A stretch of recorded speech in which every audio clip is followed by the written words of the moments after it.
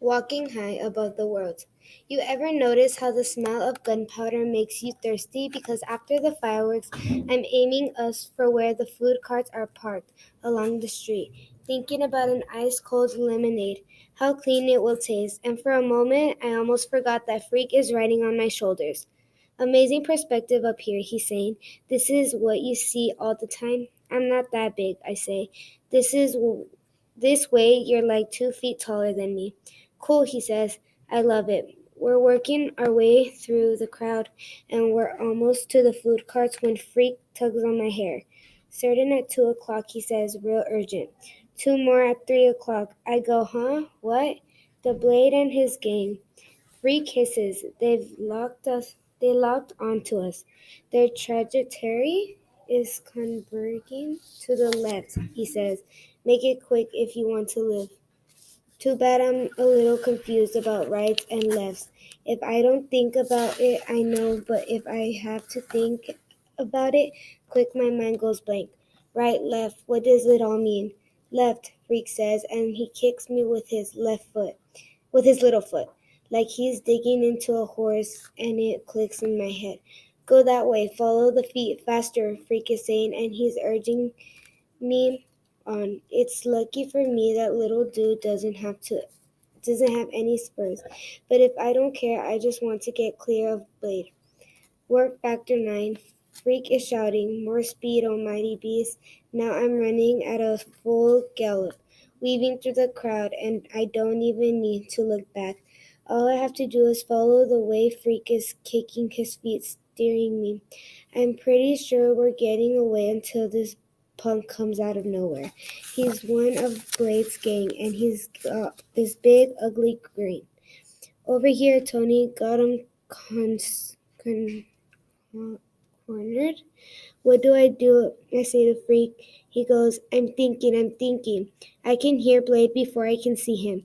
Hear his wicked laugh. So mean and dirty, it makes my stomach freeze up and my knees feel squishy. You, the freak, you and the giant retard. I'll cut you down to size, dice and slice. Baby freak showtime. And now I can see him, see the pointed white grin and his eyes so dark and cruel that he's swagging through the crowd. He's got us surrounded with punks everywhere. I turn. There's another mean face trying to look as tough as Tony D. In a small voice, I say, tell me what to do. And Freak pats me on the shoulder and says, just give me a nanosecond to process the alternatives. Slice and dice, that's Blade. And he's reaching into his back pocket. Make it quick, I hiss, and then Freak is kicking my right shoulder, and I turn that way, and he's saying, go, go, and I run right over his punk. He's so surprised he loses his bubblegum, and he tries to grab my leg, but I kick free, and I'm running right and then left, running blind and just letting Freak decide which way we should go because he must have a plan. A dude as smart as that. Which I'm right about. He does have a plan. Only the plan is to run out into the smelly mill pond and drown us both. Go on, he's shouting from above my head. Trust me, we'll be okay. Blade is shouting too, and I can hear his feet pitter-patting behind me, catching up. Warp speed. Freak is shouting, and he's kicking with both feet now, which means go straight, head for the H2O. The pond is right ahead of me, and I'm sort of running along the edge, crunching over the bottles and cans and candy wrappers.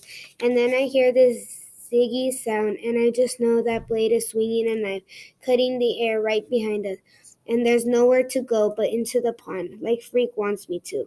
I almost lose it right there, taking my first step, because it's a gunky pond, and the mud is really oozy and deep, and it sucks right up to my knees.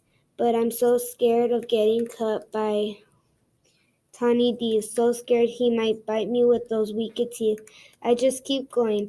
There's this great ugly sucking sound as my feet come back up out of the mud, and I stretch out as far as my legs will go, and I take another step, and I just keep going. I'm going so fast that the water is up to my chest before Freak gets my attention. He's tugging at my hair with both hands. Whoa, he's saying. Slow up. We did it. The mud is up around my knees, and it's real hard to turn around.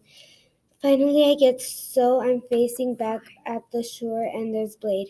Just his head above the water, and he looks all white and scared. Help, he's blubbering, choking on the dirty water, and then his punksters are splashing in to rescue him. Man, they can hardly get him loose, the way he's stuck deep in that mud, and before they drag him to shore, they're all covered with slime and mud. They're gasping like fish, almost too tired to cuss us out. But that doesn't last. Blade is covered with mud right up to his neck, which on him looks natural. He turns to his gang, who look as slimy as he does. Get some rocks. It's target practice time. What do we do now? I asked, because the mud is still sucking me down. It's all over my knees now, and the water is right up under my arms, and even Freak's feet are getting wet. Wait, Freak says, the cavalry is coming. Can't you hear that bugle? I'm listening, but I can't hear anything except for Blade and his gang and how they're scrambling around trying to find some rocks to heave at us. I can see Blade rearing back to throw, and the first one misses us. Can you move? Freak says. I don't think so. It's true. The mud is up over my knees, and I'm locked in place. I can't even fall down. That's how stiff it is. I'm like a big fence post, and everybody knows a fence post makes a good target. More splashes as the rock falls short. At first, they're throwing stuff that's too heavy. Pretty soon, they're smarting up. And Blade says, smaller rocks, get me smaller rocks. And I know in my heart we're doomed. Then up above me, there's this really loud, high-pitched screech. Freak has his fingers in his mouth, and he's whistling, real shrill and shivery, and so loud it almost hurts my ears. And then I see what Freak has been seeing all along. A cop car cruising real slow along the road around the pond, which is what they always do after the fireworks. Freak is whistling, and the cop car spotlight comes becoming around the pond until it settles on us. I'm blinking because the light is so bright, and Freak is making a fuss and waving his arms. And we hear the metal megaphone sound of a cop voice ordering us to not move, like we could even if we wanted to. It's hard to see in the glare of the spotlight, but Freak tells me that Blade and his punks are running away like snakes on sneakers. Freak says, officers, Freak is shouting into the white light. We request assistance. They finally have to use ropes to pull me out of there. Freak won't let go. He stays right where he is, on top of my shoulders, even when the cop in a boat tries to lift him off. And then we're up on the bank of the pond, and everybody is being really nice and giving us blankets and cokes and saying they know all about Tony D. They'll keep an eye on him. Don't you worry. Okay, boys, you better give us your names and we'll call your mothers. This one cop is saying, and there's this other guy who is looking at me funny, and he says, hey, isn't that Kenny, Kane's boy? Must be old Killer Kane. Is he still inside? Freak is still holding tight to my shoulders, and when they ask him for his name, he says, we're Freak the Mighty. That's who we are. We're 9 feet tall, in case you haven't noticed. That's how it started, really, how we got to be Freak the Mighty, slaying dragons and fools and walking high above the world.